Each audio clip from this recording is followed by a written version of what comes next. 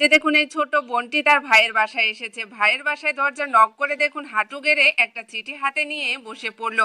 ভাবি যখন দরজা খুললো তখন দেখতে পেল তার ননদ হাঁটু গেড়ে বসে আছে। তাড়াতাড়ি করে উঠিয়ে তাকে জিজ্ঞেস করলো কি হয়েছে। তখন এই মেয়েটি তার ভাবিকে বলতে লাগলো তার বাবা অনেক অসুস্থ, আর হাতে থাকা চিঠিতে ভাবি নিয়ে পড়তে লাগলো। আর সেই সময় ভাইও চলে আসলো। তার বোনকে দেখে খুবই অবাক হলো এবং ভাবি সে চিঠিটা ভাইয়ের হাতে দিল। ভাই সেই চিঠিতে পড়লো তার বাবা অনেক অসুস্থ, তার বাবার চিকিৎসা চালানো ছোট বোনের পক্ষে সম্ভব হচ্ছে না, আর তার পড়াশোনাও নষ্ট হচ্ছে, তার পড়াশোনার আর খরচ সে জোগাতে পারছে না। এই কথা শুনে ভাই দেখুন দৌড়ে ঘরের ভিতর চলে গেল। এদিকে ভাবি কিন্তু খুবই কষ্ট পেতে লাগলো এবং তার ননদকে বলতে লাগলো যে এসব খবর যে আগে কেন দেয়নি, তাহলে সে সাহায্য করতে পারতো। তাই বলে সে অঝরে কান্না করতেছে। এদিকে ভাই অল্প কিছু টাকা ঘর থেকে এনে বোনকে বলতেছে, বোন এই টাকাগুলো নিয়ে যা, তুই তো আগে আমাকে বলিস না, আমার কাছে এখন টাকাও নেই। তাই বলে দেখুন ভাবি ভাইকে বকা দিয়ে সে টাকাটা নিয়ে চলে গেল ঘরের ভিতরে। তখন ভাই